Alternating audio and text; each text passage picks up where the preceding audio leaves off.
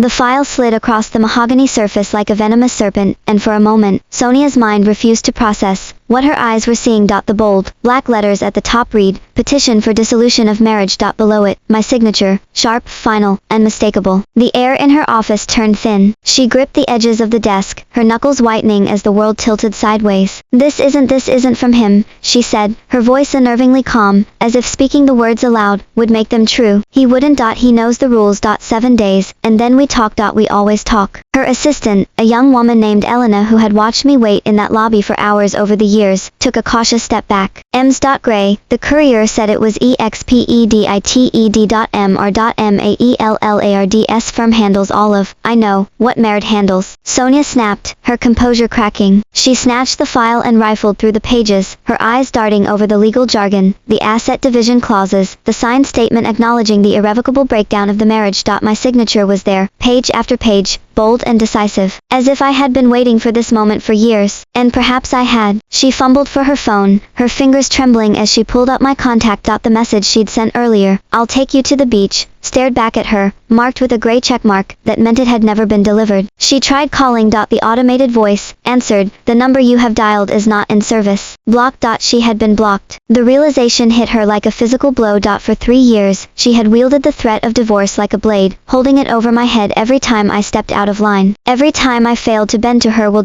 She had convinced herself that I would never actually leave, that my love was a permanent fixture, a lighthouse she could ignore until the storms passed. She had been so certain of her control, that she never saw the walls crumbling around her. "Sonia," Elena's voice was tentative. "Should I call Mr. Shaw? He's been asking about the meeting this afternoon." "Get out," Sonia whispered. "Excuse me." "Get out," she screamed, hurling a crystal paperweight at the door. It shattered inches from Elena's head, and the assistant fled, slamming the door behind her. Sonia collapsed into her chair, the divorce papers spilling across her desk, like autumn leaves. She pressed her palms against her eyes, and for the first time in years, she allowed herself to feel the full weight of what she had done. She drove home in a daze, her hands gripping the steering wheel so hard the leather groaned beneath her fingers. The city blurred past her, the skyscrapers she had built, the streets she had conquered, the empire that had cost her everything that mattered. She thought about the first time she met Quincy, at a charity gala, where he'd been volunteering. He had spilled red wine on her white dress, and instead of apologizing profusely like everyone else, he had laughed, a warm, unguarded laugh, and said, "Well, at least now it's memorable." She had fallen in love with that laugh. She had fallen in love with his kindness, his patience, the way he looked at her like she was the only woman in the world.